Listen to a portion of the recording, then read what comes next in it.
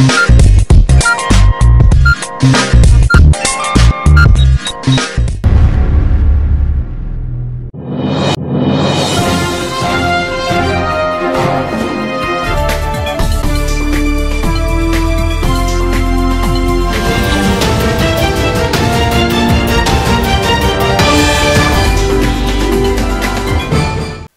मी अक्षय तुम्हा सर्वांचं पुन्हा एकदा एडियन बातमीपत्रात मनपूर्वक स्वागत करतोय। आज दिवसभरात घडलेल्या संपूर्ण घटनांचा आढावा आपल्याला घ्यायचाच आहे, परंतु त्या अगोदर नजर टाकूया आज दिवसभरात घडलेल्या काही महत्त्वाच्या आणि ठळक घडामोडींवरती।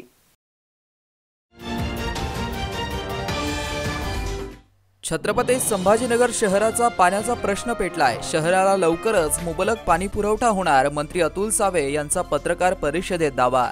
तर अतुल सावे जिथे राहतात तिथे 12 दिवसाला पाणी येतंय, तर ते कोणाचे जलसम्राट? विरोधी पक्षनेते अंबादास दानवे यांचा थेट सवाल।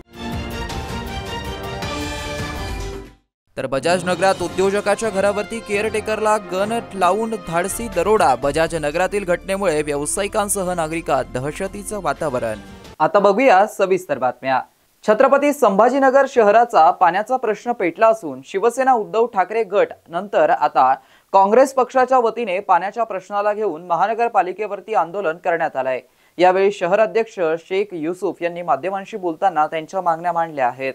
शहर जिल्हा काँग्रेस कमिटीतर्फे आज आम्ही महानगरपालिकावर पाणी बाणी हल्लाबोल पाण्यासाठी आंदोलन करत आहे। कारण आमची मागणी आहे, आता पाणी नाही तर टॅक्स नाही, नो वॉटर नो टॅक्स, पाणी नाही कर नाही। आता मला आपल्या माध्यमातून शहरवासियांना विनंती करायची आहे की आपण टॅक्स भरू नका, कारण आपण जो टॅक्स भरतात महानगरपालिकाचा अधिकार आहे ते आपल्याला पाणी द्यायचं, ते आपल्या पाणी देण्याला असमर्थ ठरलेलं आहे। या युती सरकार 28 वर्षापासून या महानगरपालिकामध्ये आहे, त्यांनी आतापर्यंत पाणीचा प्रश्न आमचा सोडलेला नाही। आता पण आमचे माती भगिनी या रस्त्यावर हंडा घेऊन फिरत आहे, आम्हाला शरम वाटते, पण या युतीच्या नेत्यांना शरम वाटत नाही, या प्रशासनाला शरम वाटत नाही। म्हणून शहर जिल्हा काँग्रेस कमिटी अशी मागणी करते की या नेत्यांना या येणाऱ्या महानगरपालिकामध्ये फिरू देऊ नका, वाडावाडामध्ये यांना फिरू देऊ नका। अगोदर यांना विचारा पाणी कुठे, नंतर वोट द्या। हे आपल्याला असमर्थ महापालिका आयुक्त म्हणतायत की आम्ही अहोरात्र मेहनत करतोय, अरे प्रोग्राम सांगा ना तुमचा, जनतेला सांगा, प्रेस कॉन्फरन्स घ्या, आपला डिटेल द्या की केव्हा आणि कधी तुम्ही टाइम बाउंड करा, केव्हा पाणी देणार तर आम्ही तुमच्या समर्थन करू। पण तुम्ही पाणी आमच्या माहितीनुसार 3-4 वर्ष आम्हाला पाणी या शहराला भेटणार नाही। आमचा अल्टिमेटम आहे, ताबडतोब या महानगरपालिकाने पाणीची व्यवस्था करावे, मोफत टँकर या गल्ल्या-गल्ल्यामध्ये देण्यात यावे, नाही तर शहर जिल्हा काँग्रेस कमिटी यापुढे तीव्र आंदोलन करण्यात येईल। शिवसेना युवासेना प्रमुख आदित्य ठाकरे यांच्या नेतृत्वाखाली शिवसेना उद्धव बाळासाहेब ठाकरे पक्षाच्या वतीने 16 मे रोजी सायंकाळी शहरातील क्रांती चौक ते गुलमंडी पर्यंत भव्य हल्लाबोल महामोर्चा काढण्यात येणार असल्याची माहिती विधान परिषद विरोधी पक्षनेते अंबादास दानवे यांनी पत्रकार परिषदेत दिली आहे। यावेळी त्यांनी मंत्री अतुल सावे यांच्यासह भाजपावरती कडाडून टीका केली आहे। हेच भारतीय जनता पार्टी नेते अतुल सावे स्वतःला जलसम्राट म्हणून घेत होर्डिंग लावले, आता पण लावलेले होते मागच्या काळामध्ये। कोणता जलसम्राट आहे? लोकांना डोक्यावर घ्यायला हंडाभर पाणी मिळालं, आंघोळीला 5 लिटर पाणी मिळालं, कोणता जलसम्राट आहे? भारतीय जनता पार्टीचा मंत्री। असं कोणाला सम्राट म्हटल्यानं तो सम्राट होत असतो का? अतुल सावे जिथं राहतात तिथं 12 दिवसाला पाणी आहे, आणि कोणतं जलसम्राट आहे? कोरड्या घागरीचे कोरड्या हंड्याचे जलसम्राट आहे। संभाजीनगरात मागच्या 34-35 दिवसापासून सुरू असलेलं आंदोलन आता तसं अंतिम टप्प्यात येऊन पोहोचलेलं आहे। अंतिम टप्प्यात असलं म्हणजे ते काही संपणार आहे, थांबणार आहे अशातला भाग नाही, परंतु जे 33-34 दिवसाचं आंदोलन ठरलं होतं त्याप्रमाणे पूर्ण महिन्याभरात 34-35 दिवसामध्ये जेवढे ठरले त्याच्यापेक्षा जास्त आंदोलन शिवसेना संभाजीनगर शाखेनं या संभाजीनगर केलेलं आहे। आणि हे आंदोलन एका दृष्टीनं संभाजीनगरची चळवळ झाली, जवळपास 7-8-10 लाख लोकांना आम्ही त्याच्यातून संपर्क केलेला आहे। वाडावाडात पदयात्रा केल्या, हंड्यांचे मोर्चे काढले, टाक्यांचं पूजन केलं, झोन ऑफिसर्सला भेटलो, आणि चौकात आंदोलनं केली, स्वाक्षरी मोहीम केली, असे अनेक उपक्रम पूर्ण महिन्याभरात राबवले आणि मला असं वाटतं मोर्चाला मोठ्या संख्येने जनता, हा मोर्चा आता शिवसेनेचा राहिलेला नाही तर हा जनतेचा होणार आहे. आणि याच्यावर अजूनही सत्ताधारी मला असं वाटतं उत्तर शोधण्याऐवजी एकमेकावर आरोप करण्यामध्ये गुंतलेले आहेत. 5 वर्षापासून महानगरपालिका नाही आणि 3 वर्षापासून या राज्यामध्ये महायुतीचं सरकार आहे. असं असताना मला असं वाटतं याचं उत्तर शोधण्याच्या ऐवजी सत्ताधारी लोक पुन्हा एकदा दुसरीकडे बोट दाखवण्यात मशगूल आहेत. आदित्य ठाकरे यांच्या मोर्चाच्या आदल्या दिवशी शहराच्या पाणी प्रश्नावरती भाजपच्या वतीने पत्रकार परिषद घेण्यात आली. यात मंत्री अतुल सावे, माजी केंद्रीय मंत्री डॉक्टर भागवत कराड, आमदार संजय केनेकर, भाजप शहर जिल्हा अध्यक्ष शिरीष बोराळकर, प्रदेश कार्यकारिणी सदस्य अनिल मकरिये आदींची उपस्थिती होती. पाणी प्रश्नाला घेऊन नागरिकांमध्ये गैरसमज पसरवले जात असल्याचा आरोप यावेळी करण्यात आलाय. सरकार बदलल्यामुळे त्या योजनेला स्थगिती देण्यात आली म्हणण्यापेक्षा कुठल्याही प्रकारचं त्या वर्क ऑर्डरचं पुढे प्रोसेस न करण्या 2.5 वर्ष ती तशीच योजना रखडली आणि त्यामुळेच या योजनेला डिले झालेला आहे. आणि आज कसं आहे की मोठे उद्योग छत्रपती संभाजीनगरमध्ये येत आहेत. जवळजवळ 52,000 कोटीची गुंतवणूक DMIC मध्ये होत आहे आणि ही होत असताना काहीतरी खोडा टाकून या योजनेच्या बद्दल गैरसमज पसरवून ज्या परदेशी गुंतवणूक या शहरामध्ये येते त्यांना कुठेतरी स्लो डाऊन व्हावं किंवा त्यांनी डायव्हर्ट व्हावं ह्या त्याच्या मागचा उद्देश ठेवून असे आंदोलनं आणि त्याच्या विरुद्ध म्हणजे ज्यांच्यामुळे डिले झाला, ज्यांच्यामुळे ही योजना नाही तर त्या 2.5 वर्षाचं काम झालं असतं तर आज शहराला मुबलक पाणी मिळालं असतं. पण आज कुठल्याही प्रकारचं माहिती न घेता एक आंदोलन केलं जाते. दोन्ही म्हणजे आघाडीच्या सरकारचे आज काँग्रेसचे केलंय, उद्या उभाटा करणार आहे. आमचं म्हणणं आहे की त्यांनी आत्मपरीक्षण केलं पाहिजे की आपल्या 2.5 वर्षात या योजनेला का आपण मदत केली नाही, ही योजना पूर्ण करण्याकरता का केली नाही. आणि आज आम्ही परवा डॉक्टर कराड साहेब, मी, संजय केणेकरजी, आम्ही सगळ्यांनी पूर्ण योजनेचा आढावा घेतला आणि त्या आढाव्यामध्ये असं लक्षात आलंय की जो कित्येक गोष्टीमध्ये आज काम जे आहे ते प्रगतीपथावर आहे. पण आता आमचे जे आघाडीचे लोक आहेत ह्याच्याकरता की आणि येणाऱ्या काळामध्ये सरकारला बदनाम करून त्याच्या योजनेला आपल्याला सगळ्यांना आठवत असेल तर मागे सिमेंस कंपनीने एकदा स्टेटमेंट दिलं होतं की there is a scarcity of water, that's why we are shifting our plant to Bangalore. तशा पद्धतीचं हे नवीन येणारे ज्या उद्योग आहेत ते येऊ नये आणि सरकारला बदनाम करावं, छत्रपती संभाजीनगरला बदनाम करावं. जे छत्रपती संभाजी आम्ही ॲग्री करतो 15 वर्षापासून, पण त्यावेळेस कोण सत्तेत होतं हा त्यांनी पहिले, आज जे मोर्चे काढतायत, आंदोलनं करतायत, त्यांनी त्याचा हे करावं. आणि म्हणजे लबाड आम्हाला म्हणण्यापेक्षा त्यांनी म्हणजे आमचं स्लोगन आता लबाड लांडगा ढोंग करतोय, पाणी मागायचं सोंग करतोय. आपल्या मराठीमध्ये एक म्हण आहे, चोराच्या उलट्या पोटा. त्याचबरोबर दुसरी म्हण आहे, कुंपणाने शेत खाल्लं. आणि तिसरी म्हण आहे, कोतवाल को चोर टाके. चोरच चोरी करतोय, तो कोतवालला टाकतोय. तशा प्रकारे हे शिवसेनेचं आंदोलन आहे. 20 वर्ष सत्तेमध्ये चंद्रकांत खैरेच्या नेतृत्वामध्ये महापालिका चालत होती आणि अशा परिस्थितीमध्ये उभाटा सेनेतर्फे जो उद्याचा मोर्चा आहे ते फक्त त्यांचं ढोंग आहे, जनतेसमोर यायचं आहे. यांच्याचमुळं पाणी प्रश्न हा बिकट झालेला आहे. समांतर जलवाहिनी असेल किंवा सध्याचं जे असेल, माननीय आपले यशस्वी लाडके मुख्यमंत्री पहिल्या टर्म मध्येच जवळजवळ 1640 कोटी रुपये त्यांनी मंजूर केले होते.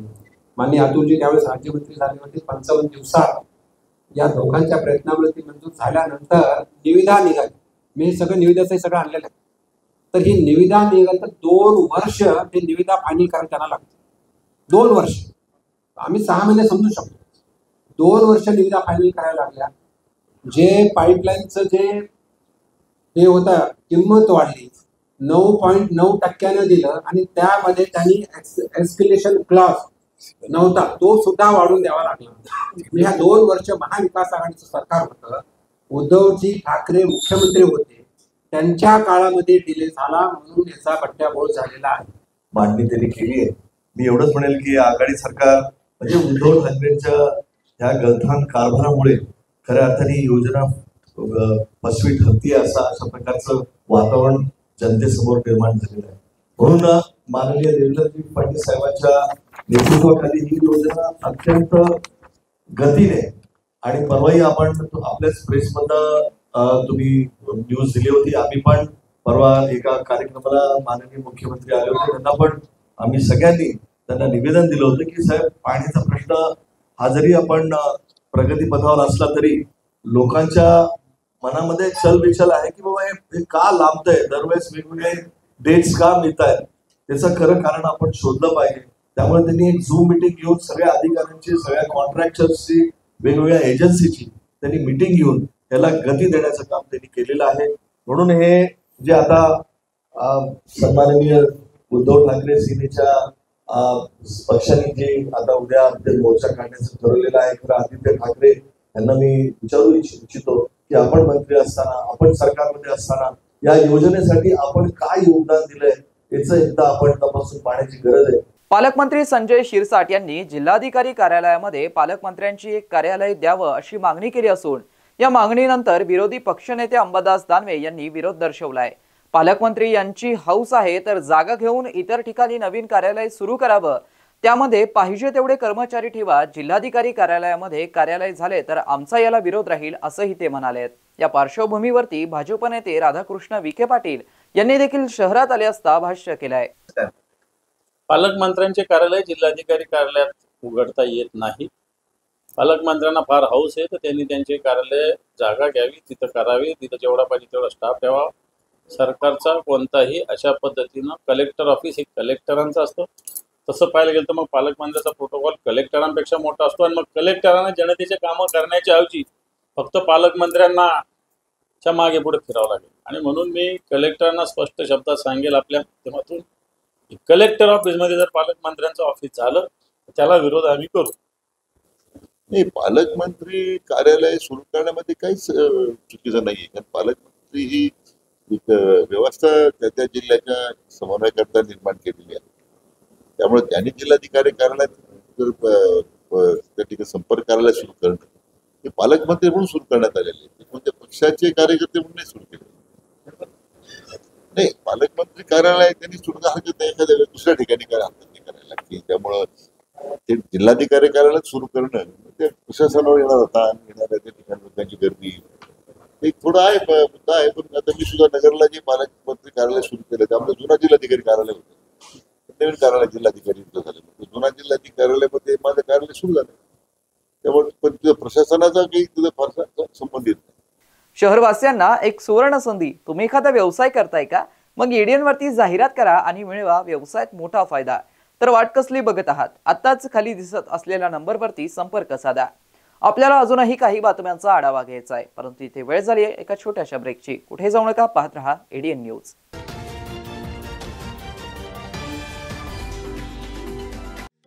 एसएससी, HSC, डिप्लोमा किंवा BSc पूर्ण केलाय? मग आता तुमचं करिअर होणार जबरदस्त. सिपेट म्हणजे central institute of petrochemicals engineering and technology ही भारत सरकारची नामांकित स्वायत्त संस्था घेऊन आली आहे आपल्या सर्वांसाठी एक सुवर्ण संधी. ऍडमिशन सुरू होत आहेत शैक्षणिक वर्ष 2025 आणि 26 साठी. AICTE अप्रूव्ड कोर्सेस आणि एक्सिलेंट प्लेसमेंट ट्रॅक रेकॉर्ड म्हणजेच शिक्षणही दर्जेदार आणि नोकरीची देखील खात्री. All India CIPET admission test 2025 साठी आजच अप्लाय करा आणि प्लास्टिक इंजिनिअरिंग मध्ये तुमचं भविष्य उज्ज्वल करा. सिपेट मध्ये आहे दर्जेदार courses, diploma in plastic mould technology, diploma in plastic technology, post graduate diploma in plastic processing and testing, post diploma in plastic mould design with CAD आणि कॅम. पात्रता 10वी, 12वी, डिप्लोमा किंवा BSc. तुम्ही कोणत्याही टप्प्यावर असलात तरी इथे तुमच्यासाठी कोर्स आहे. स्कॉलरशिप उपलब्ध आहे. मुलांसाठी आणि मुलींसाठी स्वतंत्र हॉस्टेलची सुविधा सुद्धा आहे. या तारखा अगदी लक्षात ठेवा. अर्ज भरण्याची अंतिम तारीख 29 मे 2025. सिपेट ऍडमिशन टेस्ट आहे 8 जून 2025 ला. कोर्स सुरू होण्याची तारीख आहे 14 जुलै 2025। तर आजच अप्लाय करा सिपेटच्या वेबसाईटवरती किंवा अधिक माहितीसाठी 93 73 68 79 15 93 25 68 79 02 93 25 68 79 03 97 63 31 09 45 या क्रमांकावरती संपर्क साधा। सिपेट विद्यार्थ्यांना उज्ज्वल भविष्यासाठी सक्षम करत आहे। प्लास्टिक इंजिनिअरिंग मध्ये करिअर करायचंय तर एकच नाव म्हणजे सिपेट। आजच आपला प्रवेश निश्चित करा। उन्हाळ्यात घामोळ्यांमुळे त्रासले आहात, गरमी सहन होत नाही, आता उन्हाळ्यातही हिवाळ्यासारखी थंडी अनुभवायची आहे तर वापरा फक्त रॅपल बर्फिला कूल घमोरी पावडर आयुर्वेदिक, जो देतो ताज्या लॅव्हेंडरच्या सुगंधासह घामोळ्यांपासून त्वरित आराम। संपूर्ण कुटुंबासाठी उपयुक्त, फक्त 90 रुपयात उपलब्ध। उन्हाळा कितीही गरम असो, आता थंडगार आणि सुगंधी अनुभव मिळवा। रॅपल बर्फिला कूल घमोरी पावडर आयुर्वेदिक आणि प्रभावी। अनेकांच्या मनात स्वप्न असते की देशाची सेवा करायची, परंतु काही लोकच योग्य प्रशिक्षण घेऊन ते वास्तवात पूर्ण करतात। वास्तविक सैनिक बनणे सोपं काम नाही, कारण प्रशिक्षणाच्या मैदानापासून ते युद्धाच्या रणांगणापर्यंत प्रत्येक क्षण संघर्षमय असतो। फक्त जो इमानदार, समजूतदार असेल आणि ज्याची इच्छाशक्ती प्रबळ असेल असाच व्यक्ती या क्षेत्रात टिकू शकतो। प्रत्येक वर्षी अनेक परीक्षार्थ्यांना यश प्राप्त होते, ते फक्त आणि फक्त गरुडचे पकॅडमी। पंख आम्ही देतो, उंच भरारी तुम्ही घ्या।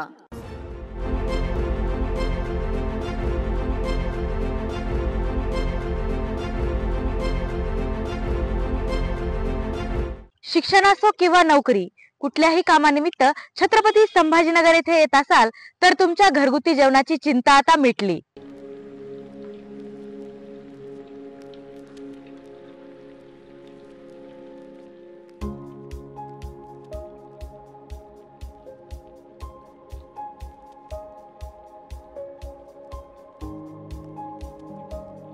नमस्कार, मी पूजा दातार। मी रुचिरा स्वयंपाकघर सुरू करून 15 वर्ष झाली।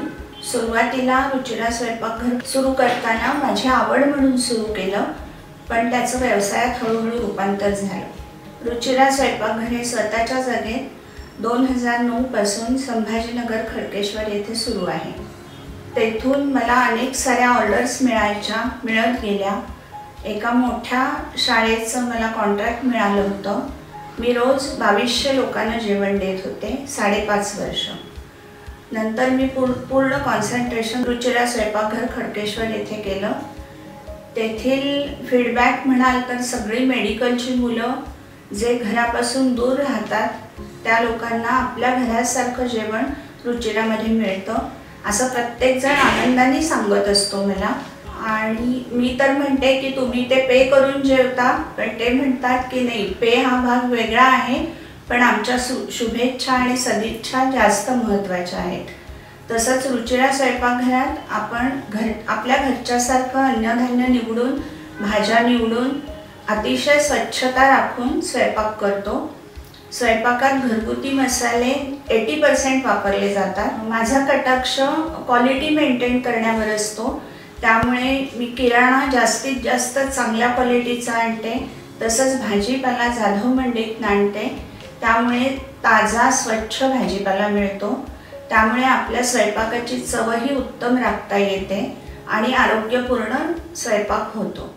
घरगुती जेवणाच्या चवीसाठी एकदा अवश्य भेट द्या रुचिरा स्वयंपाकघर येथे। मस्त मास्क पहना रे तूने। Thank you sir. वो जान बचाने के लिए पहनना पड़ता है ना सर। रेडीमेड है या टेलर मेड है? ऑनलाइन ऑर्डर किया है सर। एक और है ना सर? देना। बहुत मस्त लगे आपको। ये ना सर। सर ना भाई, जान बचाने के लिए बाइक चलाते वक्त सिर्फ खोपड़े पे मास्क पहनेगा तो खोपड़े को कौन बचाएगा? समझ गया सर। हेलमेट ऑनलाइन ऑर्डर कर, वरना हमेशा के लिए ऑफलाइन हो सकता है। Okay sir. ये ले। चल हम ये भी ऑनलाइन भर दे। हेलमेट पहने, ट्रैफिक नियमों का पालन करे, जिंदगी के सफर को सुरक्षित रखे।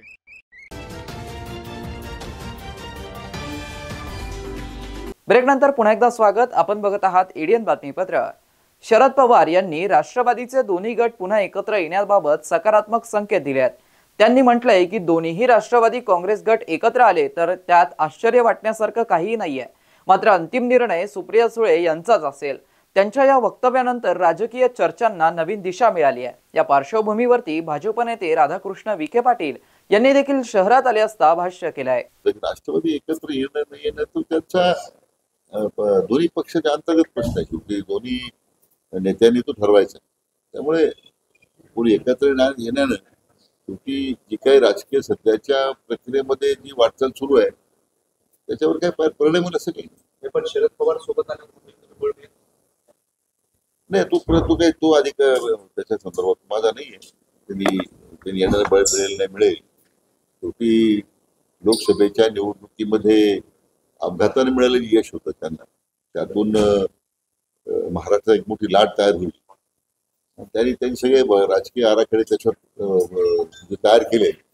मला वाटतं महायुतीला जे नंतर विधानसभेत मिळालेलं यश आहे मला वाटतं त्याच्यामध्ये झालेला त्यांचा जो सपाटून पराभव आहे महाविकास आणि त्यांचा सुद्धा मला वाटतं परिस्थितीनेच त्यांना आता हा निर्णय घ्यायला प्राप्त ठरेल. त्यामुळे त्यांचं येण्याने महायुतीला काही फरक पडेल असं काही नाही असं माझं व्यक्तिगत मत आहे. मी म्हटलं ना लोकसभेमध्ये त्यांना मिळालं जे अपघाताने यश होतं ते विधानसभेच्या निवडणुकीमध्ये त्यांची ज्या पद्धतीने पिछाड झाली जो काही दारुण पराभव झाला त्यामुळे त्यांच्या येण्याने काही पक्षावर काही परिणाम होईल असं आता हे एक विनाकाराचं एक वलय निर्माण केलं जातं की त्यांच्यामुळे बळकटी मिळेल. मला वाटतं आता पक्ष उत्तम प्रयोग आदरणीय मोदी साहेबांच्या नेतृत्वाखाली आणि अमित भाईंच्या मार्गदर्शनानं आमचे लाडके मुख्यमंत्री देवेंद्र यांच्या नेतृत्वाखाली उत्तम प्रकारे काम करतोय. सरकार काम करतोय. पक्ष मजबूत होतोय. मला वाटत नाही की आता त्यांनी पक्ष फोडण्याचं काम केलं त्यांनी येऊन पक्षाला बळकटी मिळेल असं मला वाटत. आता ही चर्चा चालूच आहे. दोन्ही ठाकरे एकत्र येतील. आता ती चर्चा मागे पडली. आता शिंदे साहेबांनी राज ठाकरे एकत्र येतील ती आता चर्चा सुरू आहे. आता दोन पवार एकत्र येतील. आता मला वाटतं सध्या एकत्रित करण्याची मोहीम सुरू आहे राज्यामध्ये दिसतं. नाही मान्य सर्वोच्च न्यायालयाने आता जो निर्णय दिलेला आहे त्यामुळे स्थानिक स्वराज्य संस्थेच्या निवडणुका घ्यायला आता सरकारला पूर्ण मुभा मिळालेली आहे आणि आता जुन्याच आरक्षणाप्रमाणे ते निवडणूक होणार आहे 22च्या. त्यामुळे काही त्याची पुनर्रचना करणं वगैरे काही फार त्यामुळे अशी काय अडचणीचा मुद्दा असं मला अजिबात वाटत नाही. वाळूज MIDC मध्ये बजाज नगर येथील उद्योजक संतोष राधाकिसन लड्डा यांच्या निवासस्थानी मोठा दरोडा पडलाय. दरोडेखोरांनी यात कोट्यावधी रुपयांचा मुद्देमाल लंपास केलाय. यामध्ये घरात केअरटेकरला बंदुकीचा धाक दाखवून हा दरोडा टाकण्यात आलाय अशी माहिती समोर आली आहे. सदर घटना CCTV मध्ये कैद झाली असून त्या आधारे पोलीस पुढील तपास करतायत. संतोष लड्डा हे मोठे उद्योजक असून छत्रपती संभाजीनगर जिल्ह्यात त्यांची चांगलीच ओळख आहे. त्यांचा मुलगा अमेरिकेत शिक्षणासाठी राहतो. त्याला भेटण्यासाठी लड्डा कुटुंब 8 दिवसापूर्वीच अमेरिकेत गेले होते. त्यामुळे घराची देखरेख करण्याचं काम ड्रायव्हर आणि केअरटेकरकडे देण्यात आलं होतं. लड्डा कुटुंब विदेशात असल्याचा फायदा घेत 6 दरोडेखोरांनी हे कृत्य केलं असल्याची माहिती समोर आली आहे. यामध्ये केअरटेकरचे हातपाय बांधून त्याला बंदुकीचा धाक दाखवून पूर्ण घराची झडती घेण्यात आली. घरामधील ड्रॉवरमध्ये ठेवलेले 40 किलो चांदी तसेच 8 किलो सोने लुटून दरोडेखोर पसार झालेत.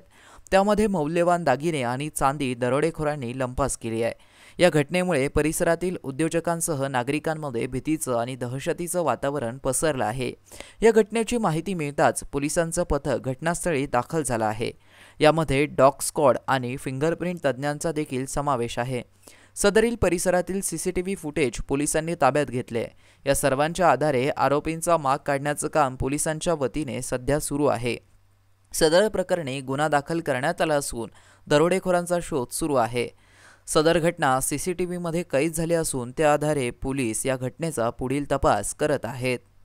खुलताबाद तालुक्यातील वेरूळ येथील 12वे ज्योतिर्लिंग श्री घृष्णेश्वर मंदिरास गुरुवारी दुपारी केंद्रीय कायदा राज्यमंत्री अर्जुन राम मेघवाल यांनी भेट देऊन 12वे ज्योतिर्लिंग घृष्णेश्वराचं दर्शन घेऊन अभिषेक केलाय. खुलताबाद तालुक्यातील वेरूळ येथील 12वे ज्योतिर्लिंग श्री घृष्णेश्वर मंदिरास गुरुवारी दुपारी केंद्रीय कायदा राज्यमंत्री अर्जुन राम मेघवाल यांनी भेट देऊन ज्योतिर्लिंगाचं दर्शन घेतलं. यावेळी 12वे ज्योतिर्लिंग श्री घृष्णेश्वराचं दर्शन घेऊन अभिषेक केला. यावेळी त्यांच्यासोबत माजी केंद्रीय मंत्री रावसाहेब दानवे, खासदार भागवत कराड हे होते। या प्रसंगी देवस्थान ट्रस्टच्या वतीने केंद्रीय राज्यमंत्री मेघवाल यांच्या देवस्थानाच्या वतीने अध्यक्ष योगेश टोपरे यांनी शाल व श्रीफळ देऊन सत्कार केला। यावेळी कार्यकारी विश्वस्त संजय वैद्य, राजेंद्र कौशिके तसेच भाजपा विस्तारक गणेश हजारी हे होते। विशेष म्हणजे केंद्रीय कायदा राज्यमंत्री अर्जुन राम मेघवाल श्री कृष्णेश्वर चरणी अभिषेक केल्यानंतर सभा मंडपातील मंदिरचं दर्शन घेताना कानात गुप्त मनोकामना व्यक्त करत ती पूर्ण व्हावी म्हणून याचना केली। एडीएनसाठी तालुका प्रतिनिधी हुसेन पटेल, खुलताबाद। शेवटी पुन्हा एकदा नजर टाकूया आज दिवसभरात घडलेल्या काही महत्त्वाच्या आणि ठळक घडामोडींवरती। छत्रपती संभाजीनगर शहराचा पाण्याचा प्रश्न पेटलाय। शहराला लवकरच मुबलक पाणी पुरवठा होणार, मंत्री अतुल सावे यांचा पत्रकार परिषदेत दावा। तर अतुल सावे जिथे राहतात तिथे 12 दिवसाला पाणी येतंय, तर ते कोणाचे जलसम्राट? विरोधी पक्षनेते अंबादास दानवे यांचा थेट सवाल। तर बजाज नगरात उद्योजकाच्या घरावरती केअरटेकरला गन लावून धाडसी दरोडा। बजाज नगरातील घटनेमुळे व्यावसायिकांसह नागरिकात दहशतीचं वातावरण। आणि याबरोबरच हे बातमीपत्र इथेच संपलं। पुन्हा भेटूया पुढील बातमीपत्रात। तोपर्यंत पाहत रहा आपल्या हक्काचं बातमीपत्र एडीएन न्यूज।